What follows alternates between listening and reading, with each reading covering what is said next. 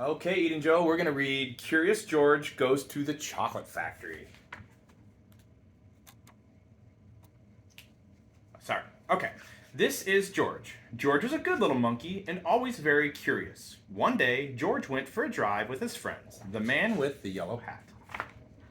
Look, George, the man said, there's a store in that chocolate factory up ahead. Let's stop for a treat. George loved chocolates. Inside the store, boxes of chocolates were stacked everywhere, but the man in the yellow hat found his favorite right away. George, he said, wait here while I buy these, and please stay out of trouble. George looked around the store. He saw chocolate-covered cherries and fudge-flavored lollipops. A chocolate bunny caught his eye. Then something else caught his eye. What were all the people looking at? George was curious. He climbed up to get a better look. Through the window, he saw lots of trays filled with little brown dots. What were all those little brown dots? George was curious. He found a door that led to the other side of the window. The little brown dots were chocolates, of course. A tour guide was showing a group of people how to tell what was inside the chocolates by looking at the swirls on top. This little swirl means fudge. This one says that there's caramel inside. This wiggle is for marshmallow. And this is the squiggle for a truffle. This one is for nougat. This sideways swirl is for orange fluff. And this one is George's favorite, banana cream. George followed the tour group until they came to a balcony overlooking a room where the chocolates were made. Down below, busy workers picked the candy off the machines and put them in boxes.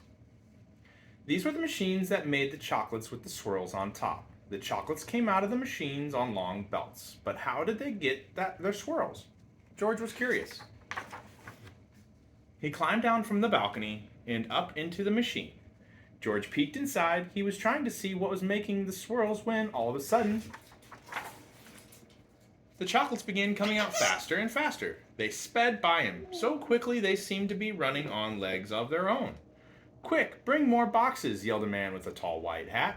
"What happened?" asked another man. Nobody answered. Nobody knew what had happened, but everyone was so busy that no one noticed George.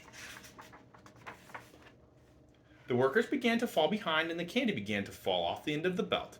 "Save the chocolates," yelled the man with the tall white hat. Meanwhile, George saw one of his favorites whiz by. He tried to catch the banana cream chocolate, but it was too fast. He chased it to the end of the belt. At the end of the belt, a pile of chocolates was growing taller and taller. George had never seen so many chocolates. As he searched for the banana cream, he put the others in empty boxes. George was a fast worker. Someone noticed and yelled, "Bring that monkey more boxes. He's helping us catch up." Not all the chocolates made it into boxes, but no more chocolates fell on the floor. Just when George and the workers were all caught up, the tour guide ran in with the man in the yellow hat. "Get that monkey out of here," she yelled. "He's ruining our chocolates." "But this little monkey saved the chocolates," explained the workers. Then the man with the tall white hat said to George, "You may have caused us some trouble, but you were a speedy little monkey. You deserve a big box of candy for all your help." George was glad he was not in trouble, but he did not take the chocolates. Back in the parking lot, the workers waved goodbye as George and his friend got into the little blue car. "George, are you sure you don't want any chocolates before we leave?" asked the man with the yellow hat. George was sure. The end. Sweet dreams, sweetie. I love you so much. I see you soon, okay? Good night.